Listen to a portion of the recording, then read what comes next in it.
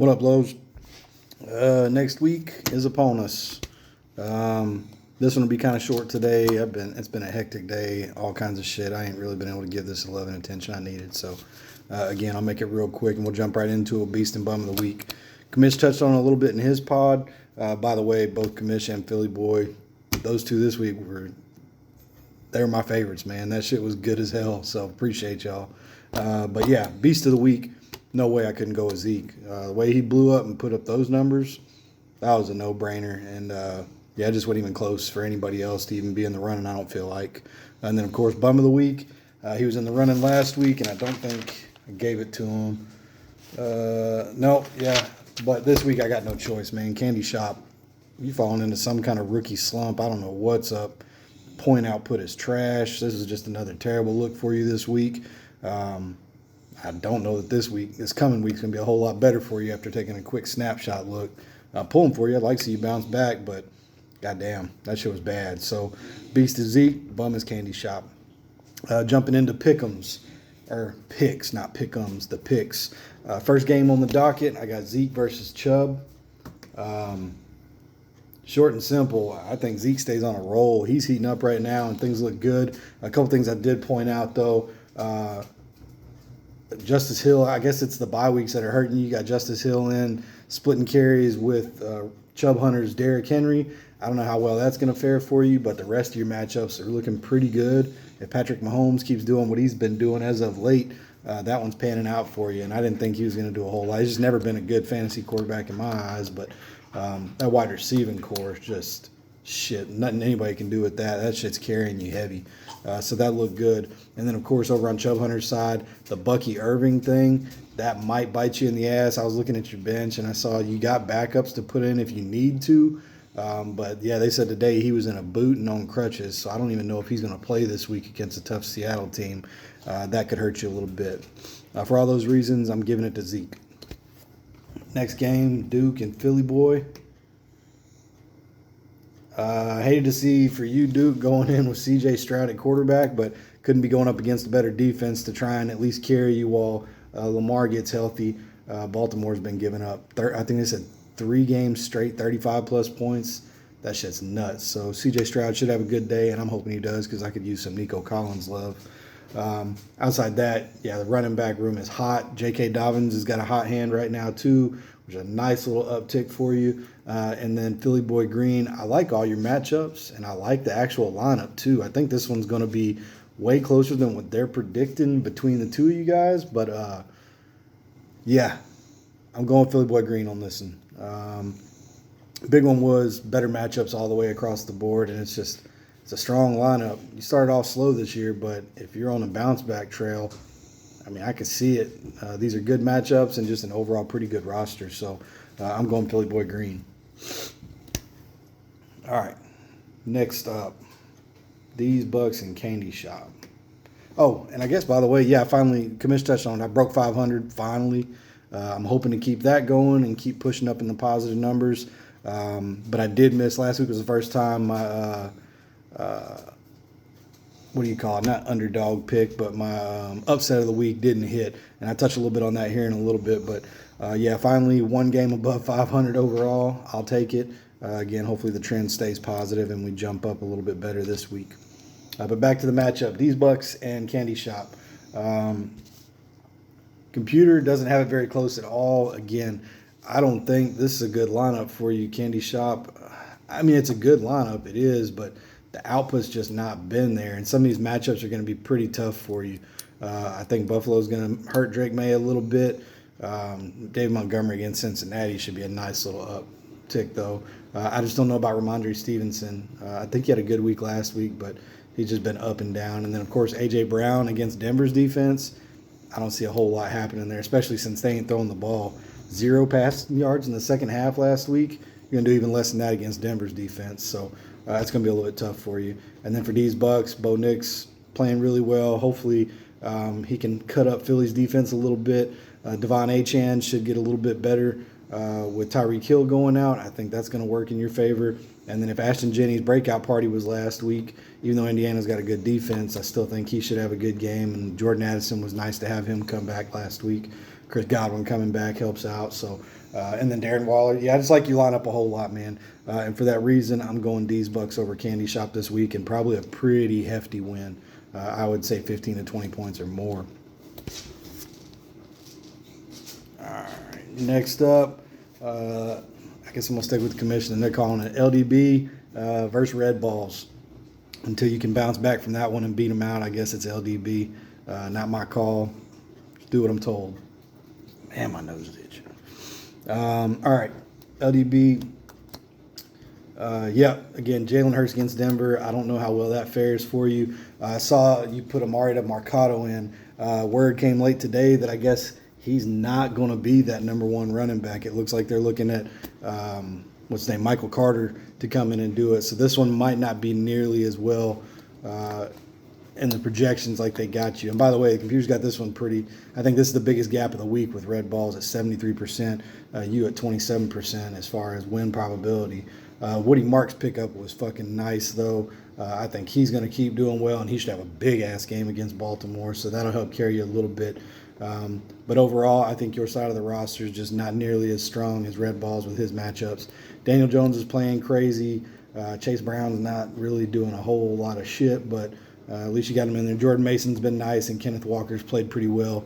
I think Jamar Chase will have a nice little bounce back, even though it's Detroit. But yeah, I like your matchups. I like your lineup top to bottom just a little bit better. So for that reason, I'm going with Red Balls to pull off the win. All right. Now we got Kamish versus Anna Catuli. And I know Kamish got big stakes in this one. He's talking heavy on it. Probability from the computers got favored in Kamish's way.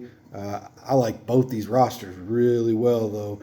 I don't know what happens with Christian McCaffrey tonight with all that offensive firepower going down. They announced 3 guys on the Niners not playing tonight. I think the Rams are gonna be able to key in on him, and they're a pretty good defense anyway. So I don't think he has quite the night he's had most of the season. But again, you got Jonathan Taylor out there, wide receiving core strong. Chuba Hubbard could have a pretty good game against Miami. So overall, pretty good lineup for the commish. And then Cannoli, Josh Allen against the Patriots. He should have a nice big game.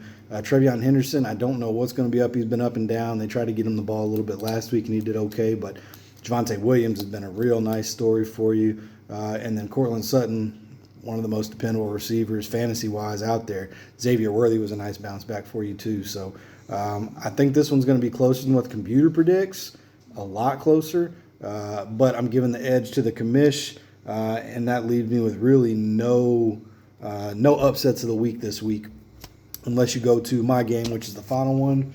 Me and Y and J, both the number one guys in each of our divisions. I think that shit, it ends for one of us this week, should be. Most likely it's going to be you because I'm picking me no matter what. This one I think is the closest in win probability, computer generated. I think you're fucking up again with these Jaguars, man. And Kansas City's defense ain't what it used to be, but I think they're going to do pretty well against Jacksonville. So I can't see running with 3 of those guys again and still getting it. But if Amarian Hampton runs like he did last week, and Amon-Ra does his fucking thing against the Bengals bum-ass defense, probably going to keep it interesting and probably put me in jeopardy of missing this one again. I do like my matchups. I know Baker's questionable right now, but I'm comfortable if I have to put Herbert in. Hopefully he has a bounce-back game after last week. And it'll offset a little bit with him throwing some of these checkdowns to Amarian Hampton, so that might be the move anyway. Jahmyr Gibbs is going to have a monster week against the Bengals, I would bet. RJ Harvey, I don't know if they're going to keep playing him like he was last week, but injuries fucked me too. Where I felt good about getting Trey Benson last week, he only got the 8 carries his first game in the number 1 slot, and then he got injured, so they put him on IR today. Luckily, I did go pick up Michael Carter, but I'm still up in the air. I don't know what they're going to do with him. I need to wait and see if he's going to really be the bell cow. So, yeah. So I'm going with me to get the win on this one, and hopefully this will put me well up above 500 this week. A couple other things to touch on. I said the pick'ems. Yeah, commish, I'm way at the bottom on this one, and I don't know if I can come back, especially with the bye weeks coming in, being less games to actually bet on. I'm not feeling good about my chances, but hopefully I'll start to improve a little bit on it. Funniest shit last night was your pod on these drops you were talking about. I didn't realize it sounded like that bad talking to the dogs, but that's all day, man. I give it to them like that every day, and that's the real deal. I'm me being me, but I love hearing that shit when you're talking on your pod and you're throwing it out at the boys. So I say keep that shit up. I love it. And then, of course, senior NCOA. Yeah, man. Commish helped me out, pulled me out the hospital, dropped me off the train station. Took me 6 hours to get from Landstuhl to fucking Frankfurt that afternoon. It's a nightmare situation, but I got there, got a little bit of sleep. Woke up that morning to fly out of Frankfurt, made it through security. When I was chilling in the lounge having breakfast and a cold beer, had about 2 hours till I was supposed to board my flight, and then I got hit with a stop movement call. They told me, nope, it's done. Everybody's to turn around and go back to their duty station. Fuck, my duty station's on the other side of Germany in Grafenbier, so I tried to rent a car. Not a single rental car would take me out there for less than $415. I wasn't gonna do that to the government, so I ended up getting a train again. Another 5-hour train ride to get all the way back home. Got here, unloaded a little bit, started to relax, and then old Corey Weimers hits me up at like 11:30 at night last night and says, hey, the commandant's emailed everybody, the trip's back on, get in DTS and get a flight booked for tomorrow. Class still starts Friday. They're just going to push it to noon instead of 7:30. So I got on 12:30 last night. I had everything squared away. Just to wake up this morning, they sent another email at 5 o'clock saying it's done, stop movement yet again, cancel everything. So I'm sitting here at the house holding my nuts, just waiting to see what the fuck's going to happen. But I'm expecting to get out sometime this weekend would be the bet. And ready to get this shit over with, man. It's been a fucking nightmare. This week has been terrible. But yeah, it's back on. Shitty timing, this government shutdown shit. Real quick, didn't do a deep dive into the video last week to do a bunch of right and wrongs, but I will say for that final segment, the one thing I did get right, Commish, you fucked me. You jinxed me with fucking Philly Boy Green. Should have never gone down that way, but you just kept on, and sure enough, he breaks 100 for the first time on the year, gets the win, and breaks my streak. So I was right on that one, and I hope never to be right on that again. Where I was wrong, touching on a little bit my underdog pick, YNJ, and even I go back and look at my notes, man, I initially started with picking YNJ to win that one. I marked him out and then moved it over and took Red Ball or D's Bucks. And it bit me in the ass, so could have been a nice little chunk above 500, but is what it is. Yeah, that being said, this is probably my last one from the house, and I should be at the schoolhouse next week, or at the academy, and I like the recommendations, Philly Boy. I think I'll at least do that. If nothing else, I can get some picks down in writing, and then if I can find the time later in the week, do a quick video wrap-up or follow-up on it and keep it going, but I'm going to try to keep them going the whole year, so... appreciate everything. Hope everybody has a good week. Best of luck to y'all. Yeah, hopefully I get the win again and stay number one overall. But yeah, appreciate it, fellas. Talk to y'all later.